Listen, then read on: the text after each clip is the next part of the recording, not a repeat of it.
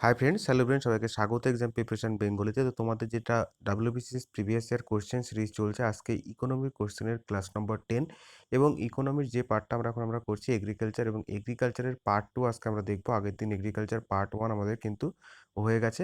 এখানে আমরা শুধুমাত্র প্রিভিয়াস ইয়ার কোশ্চেনগুলোই দেখছি, যেগুলো কিন্তু সমস্ত পরীক্ষার জন্যই খুবই গুরুত্বপূর্ণ।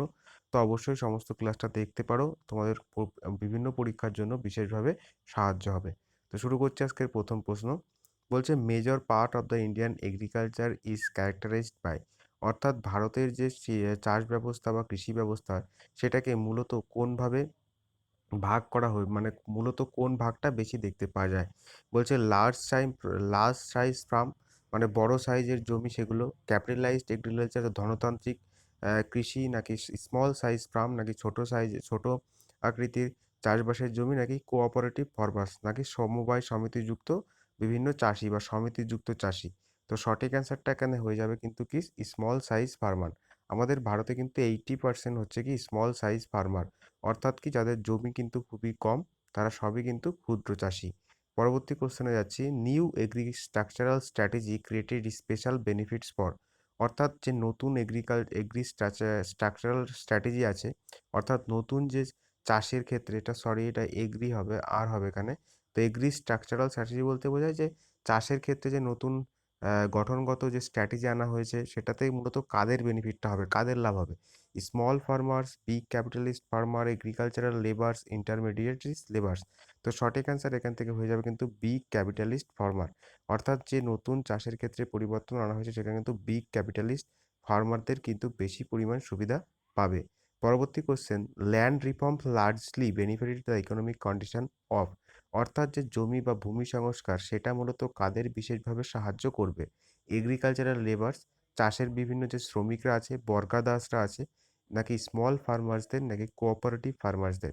তো সঠিক অ্যান্সার এখানে হয়ে যাবে কিন্তু অপশান সি, স্মল ফার্মার্সদের। কিন্তু নতুন যে ল্যান্ড রিফর্মটা এসছে, সেটাতে বিশেষ সুবিধা হবে স্মল ফার্মারদের। পরবর্তী কোশ্চেনে যাব।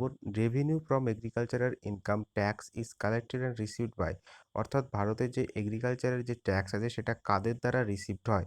অনলি ইউনিয়ন গভর্নমেন্ট, শুধুমাত্র কেন্দ্র কেন্দ্র দ্বারা, শুধুমাত্র পরেরটা বলছে অনলি স্টেট গভর্নমেন্ট, শুধুমাত্র রাজ্য দ্বারা, লোকাল সেলফ গভর্নমেন্ট, নাকি বিভিন্ন যে লোকাল সেলফ গভর্নমেন্ট বলতে যে সাধারণ যে লোকাল যে যেরকম পঞ্চায়েত বলতে পারো, সেইগুলোকে লোকাল সেলফ গভর্নমেন্ট বলতে। বোথ ইউনিয়ন স্টেট গভর্নমেন্ট, নাকি ইউনিয়ন এবং স্টেট গভর্নমেন্ট দুজনের মধ্য দিয়েই হতে পারে।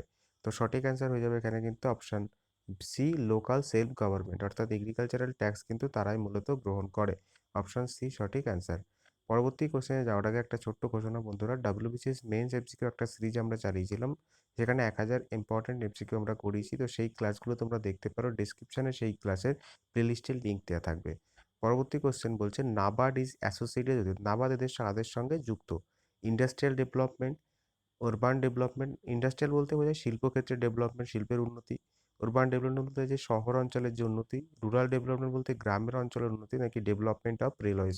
তো সঠিক অ্যান্সার সকলেই জানো অবশ্যই রুরাল ডেভেলপমেন্ট, কারণ নাবার্ড কী করে থাকে, মূলত এগ্রিকালচারের দিকে বিশেষভাবে সাহায্য করে, যেটা কিন্তু আমাদের রুরাল এলাকায় হয়ে থাকে।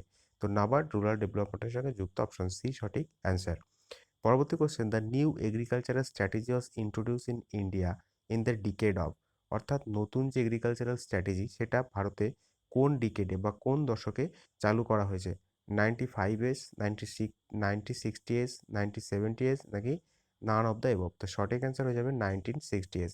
অর্থাৎ আমরা 5 ইয়ার প্ল্যান পড়েছি, এবং 5 ইয়ার প্ল্যান পড়তে গিয়ে আমরা দেখবো যে কি থার্ড যে প্ল্যানটা আছে, সেখানে কিন্তু আমাদের যে নিউ এগ্রিকালচারাল স্ট্র্যাটেজি সেটা আনা হচ্ছে, অর্থাৎ থার্ড 5 ইয়ার প্ল্যানে এটা রয়েছে। পরবর্তী কোশ্চেন।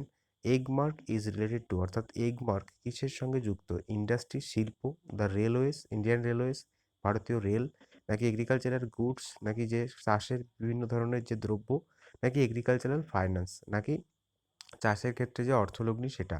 তো কোশ্চেনের সঠিক অ্যান্সার হয়ে যাবে এগ্রিকালচারাল গুডস, অপশন সি সঠিক অ্যান্সার। পরবর্তী কোশ্চেনে যাব। Green revolution in India has taken place through district wise execution of, অর্থাৎ গ্রিন রিভলিউশন কিসের মাধ্যমে এখানে ডিস্ট্রিক্ট ওয়াইজ করানো হয়েছিল। বলছে আইএডিএ, ইন্টেন্সিভ এগ্রিকালচার ডিস্ট্রিক্ট প্রোগ্রাম, নাকি আইএএপি, ইন্টেন্সিভ এগ্রিকালচার এরিয়া প্রোগ্রাম, নাকি আইএডিএ অ্যান্ড এপি এবং নান অফ দ্য অ্যাবভ। তো সঠিক অ্যান্সার এখানে হয়ে যাবে অপশন সি, যে ডিস্ট্রিক্ট লেভেলে যেটা করা হয় আইএডিএ এবং আইএপি দুটোই কিন্তু করা হয়। এটা কিন্তু একটা মেন্সের এটাও প্রিভিয়াস ইয়ার কোশ্চেন 2018 সালের। বন্ধুরা, বিভিন্ন ধরনের প্রিভিয়াস ইয়ার কোশ্চেন তোমরা এবার কিন্তু আমরা মেন্সের কতগুলো কোশ্চেন দেখতে পাবো। তো মেন্সের এটা একটা মেন্সের কোশ্চেন বলছে, zamindari abolition in West Bengal came in this year. অর্থাৎ ওয়েস্ট বেঙ্গলের জমিনদারি বা জমিনদারি যে উচ্ছেদ করানো হয় সেটা কত সালে? 1951, 53, 1960, 1961। সঠিক অ্যান্সার এখান থেকে হয়ে যাবে 1953, অপশন বি। পরবর্তী কোশ্চেনে যাব।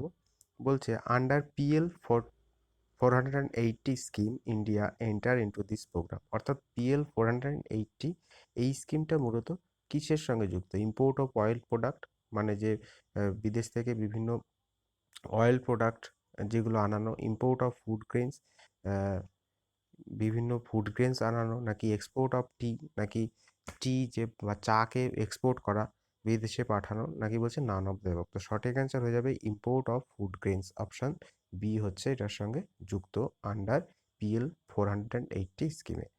পরবর্তী কোশ্চেন, নাবার্ড প্রোভাইডেড হেল্প পায়।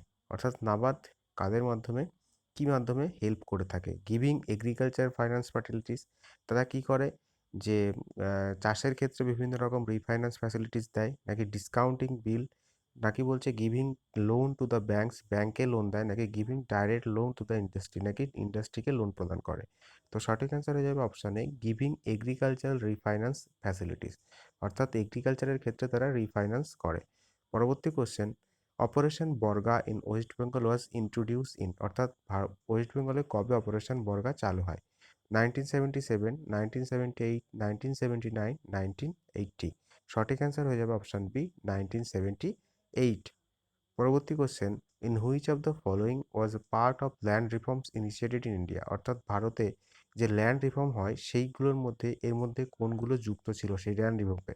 বলছে অ্যাবলিশন অফ ইন্টারমিডিয়েটিস, অর্থাৎ মধ্যস্বত্বকারী ভোগীকে কি করা, উচ্ছেদ করানো, বা মধ্যস্বত্বকারী বলতে কি দালাল, সেটা এক কথায় বোঝায় বাংলাতে দালাল। এই মধ্যস্বত্বকারীকে উচ্ছেদ করা। টিনেসি রিফর্ম, অর্থাৎ যারা চাষি ছিল, যারা ল্যান্ড লর্ডের জমি বা কারোর জমিতে চাষ করে সেখান থেকে উপার্জন করতো, সেটাকে রিফর্ম করানো, নাকি রিঅর্গানাইজেশন অফ এগ্রিকালচার, নাকি এগ্রিকালচারের ক্ষেত্রে আবার একটা পুনর্গঠন। তো সঠিক অ্যান্সার হয়ে যাবে অল অফ দ্য অ্যাবভ। এখানে কিন্তু সবগুলোই ল্যান্ড রিফর্মের সঙ্গে যুক্ত ছিল এই বিষয়গুলো। এই তিনটে বিষয় কিন্তু ল্যান্ড রিফর্মের সঙ্গে যুক্ত, অর্থাৎ অ্যান্সার আমাদের হয়ে যাবে অল অফ দ্য অ্যাবভ। পরবর্তী question, national agricultural insurance scheme replacing comprehensive crop insurance scheme was introduced in the year। অর্থাৎ এই যে নতুন ন্যাশনাল এগ্রিকালচারাল যে স্কিমটা আছে, নিউ এগ্রিকালচারাল ইন্স্যুরেন্স স্কিম, এটা রিপ্লেস করেছে কি কম্প্রিহেন্সিভ ক্রপ ইন্স্যুরেন্স স্কিম। সেটা কত সালে চালু হয়? অর্থাৎ এই নিউ এগ্রিকালচার যে এগ্রিকালচার ইন্স্যুরেন্স স্কিম যেটা আনা হয়েছে সেটা পরিবর্তে আনা হয়েছে কম্প্রিহেন্সিভ ক্রপ স্কিমের, এবং ওয়াজ ইন্ট্রোডিউস। অর্থাৎ এই যে স্কিমটা, পুরনো স্কিমটা কত সালে ছিল? 1997, 1988, 1999, নাকি বলছে 2000। তো সঠিক অ্যান্সার হয়ে যাবে কি আমাদের 1999, অর্থাৎ 1999 সালে এই যে কম্প্রিহেন্সিভ ক্রপ ইন্স্যুরেন্স স্কিমটা চালু হয়। পরবর্তী কোশ্চেন এবং আজকের শেষ কোশ্চেন, বলছে the contribution of agricultural two India's economy. অর্থাৎ ভারতের ইকোনমিতে এগ্রিকালচারের যে কন্ট্রিবিউশন, বলতে পারো জিডিপির ক্ষেত্রে কন্ট্রিবিউশন, সেটা কি হচ্ছে, কনস্ট্যান্ট আছে? অর্থাৎ যেখানে ছিল যে পরিমাণ আগে কন্ট্রিবিউট করতো সেইটুকুই কন্ট্রিবিউট করছে বা সেইটুকুই দিচ্ছে, নাকি ইনক্রিজিং, নাকি আস্তে আস্তে বাড়ছে, নাকি ডিক্রিজিং, নাকি নান অফ দ্য অ্যাবভ। তো সঠিক অ্যান্সার হয়ে যাবে কি অপশন সি, ডিক্রিজিং। আমরা দেখতে পারবো কি এগ্রিকালচারের ক্ষেত্রে কিন্তু সব থেকে বেশি কাজ করে থাকে ভারতে এগ্রিকালচারের উপরে, কিন্তু এগ্রিকালচারের ক্ষেত্রে কি হচ্ছে, সবসময় জিডিপির ক্ষেত্রে কি হচ্ছে, ডিক্রিজিংই যাচ্ছে। এবং পরিষেবার ক্ষেত্রে কি হচ্ছে, বিশেষভাবে যেটা আমাদের সার্ভিস বিষয় আছে, সেই সার্ভিস কিন্তু বিশেষভাবে জিডিপির ক্ষেত্রে এগিয়ে আসছে। তো এগ্রিকালচারের দিকে কি হচ্ছে, এগ্রিকালচার ডিক্রিজিং, অর্থাৎ এগ্রিকালচার জিডিপিতে শেয়ার সবসময় কমতে আসে।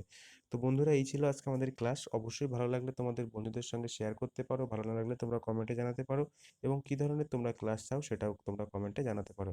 ধন্যবাদ সবাইকে ভিডিওটি শেষ পর্যন্ত দেখার জন্য।